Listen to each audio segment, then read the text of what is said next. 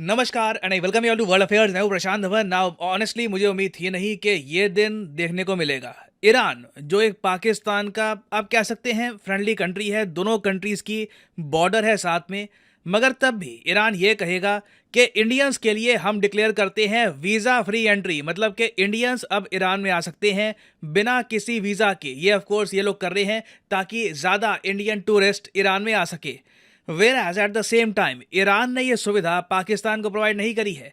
पाकिस्तानी को आज भी लाइन में लगना होगा, वीज़ा के लिए अप्लाई करना होगा, तभी ईरान में ये एंट्री कर पाएंगे। It is quite surprising. और इंडियन पर्सपेक्टिव से आप अगर देखो तो लगातार भारत का पासपोर्ट मजबूत हो रहा है। ये पांचवा देश है रिसेंट टाइम्स में, मोस्ट रिसेंटली अगर मैं बात करूं, जिसने ये कहा है कि इंडियन सीधा एंट्री कर सकते हैं बिना किसी वीज़ा के। इससे पहले आप अगर देखो तो मलेशिया, श्रीलंका, थाईलैंड और वियतनाम, ये सभी एशियन कंट्रीज इंडियंस को कह चुके हैं कि आप वीज़ा फ्री हमारे देश में आ सकते हैं।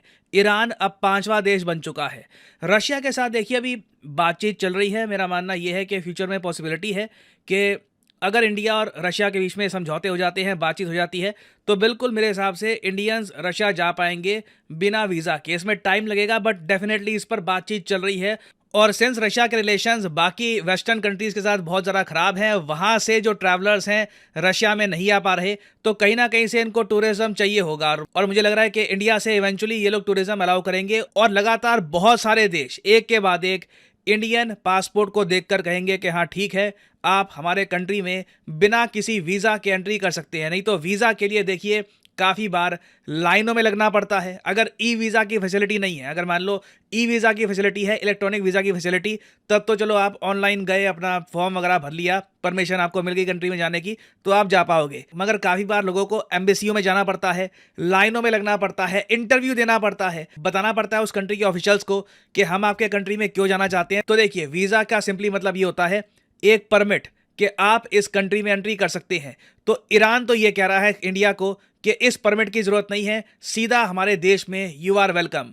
और अगर यहाँ पे आपका क्वेश्चन ये है कि wait this doesn't make sense, Pakistan और ईरान की एक प्रॉपर लैंड बॉर्डर है, तब भी ईरान पाकिस्तान के लोगों को वीज़ा फ्री एक्सेस क्यों नहीं देगा? वेल इसके कई रीज़न है। पहली बात तो ये है, ना सिर्फ ईरान, कोई भी कंट्री पाकिस्तान के सिटीजन्स का इतना भरोसा करता नहीं है इन्हें वीज़ा फ्री एंट्री देने के लिए, क्योंकि जब आप वीज़ा फ्री एंट्री देते हो ना, तो आप कहीं ना कहीं भरोसा दिखा रहे हो उस कंट्री की गवर्नमेंट पे कि हम भरोसा करते हैं कि जिस आदमी को आपने पासपोर्ट दिया होगा जांच पड़ताल करके दिया होगा, और ऐसा नहीं है कि वो आदमी हमारे यहाँ आके उधम मचा देगा। आप अगर हेनली पासपोर्ट इंडेक्स देखोगे ना, तो दुनिया में जो 4 सबसे ज़्यादा खराब पासपोर्ट्स हैं, जिनको देखकर सीधा काफ़ी बार किसी फॉरेन कंट्री में आपको एंट्री करने में काफ़ी दिक्कत आती है ना, उन 4 पासपोर्ट्स में पाकिस्तानी पासपोर्ट आपको दिख जाएगा। यहाँ पे आप देख पाएंगे ये वर्स्ट पासपोर्ट्स हैं in the world according to the Henley passport index 2023।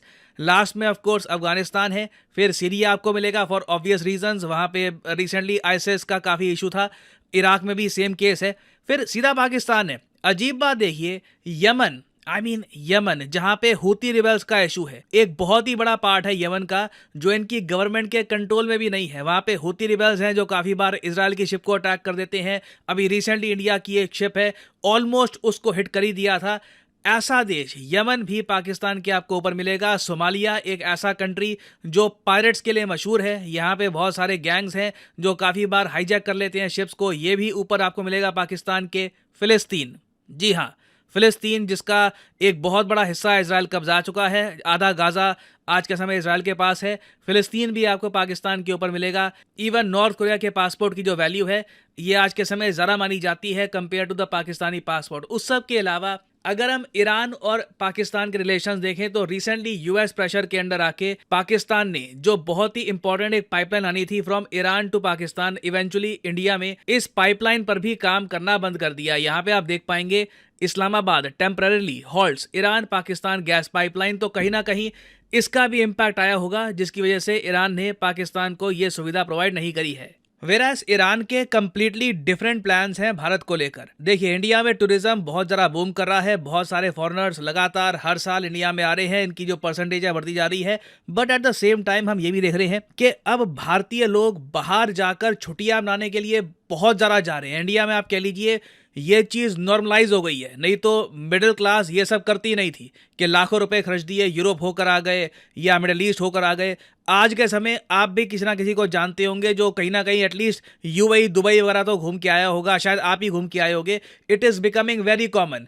और जो ये फॉरेन टूरिस्ट की जो कॉस्ट है ये भी धीरे धीरे कम हो रही है। और एक एस्टिमेट ये है कि 2030 तक, जो इतना दूर नहीं है, 2024 ऑलमोस्ट स्टार्ट ही हो चुका है, 2030 तक ना इंडियंस $410 बिलियन बाहर के देशों में खर्च के आ जाएंगे टूरिज्म के टाइम में। आप इमेजिन कर सकते हैं, $410 बिलियन।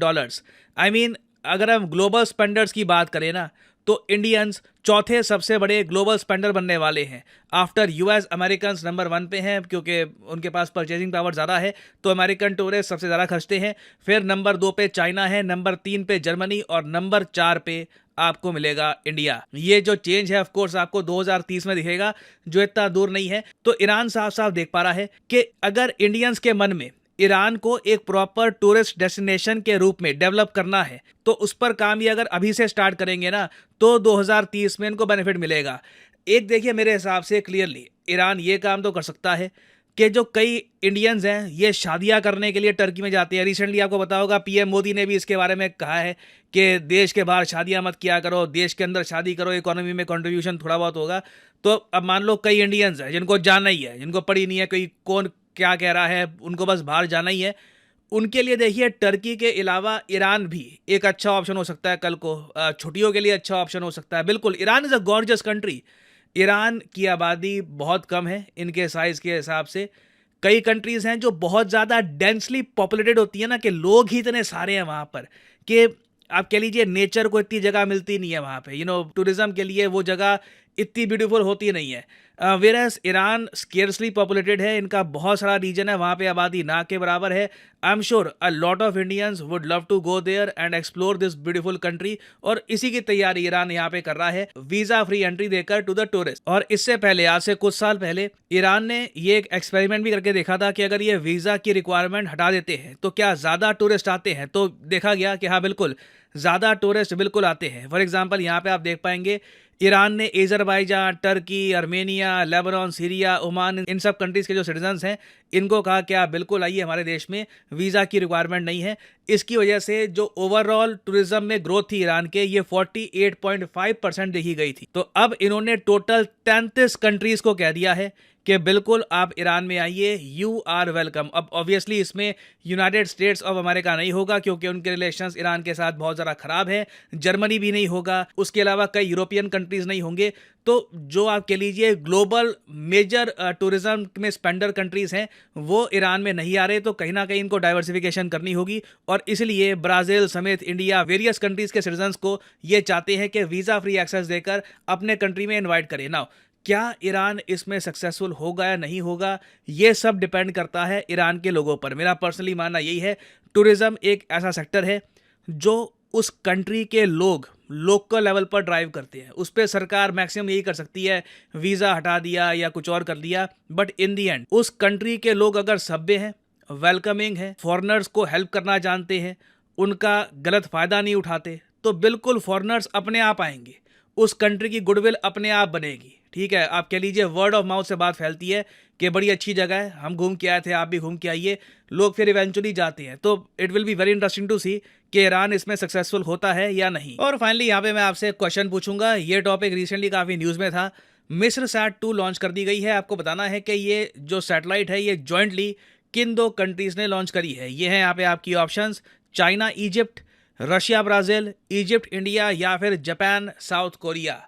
लिखेगा इसके बारे में कमेंट सेक्शन में। मैं जानना चाहूँगा कि कितने लोगों को पता है मिस्र सैट-2 के लॉन्च के बारे में।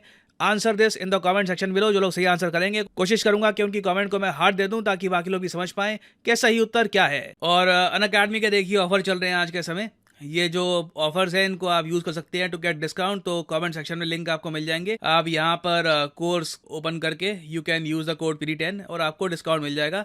और जो सेल्स टाइम टू टाइम आती रहती है, इनका भी आप लाभ उठा पाएंगे। So this is the end of the video. Thanks for listening, and as always, may the gods watch over you.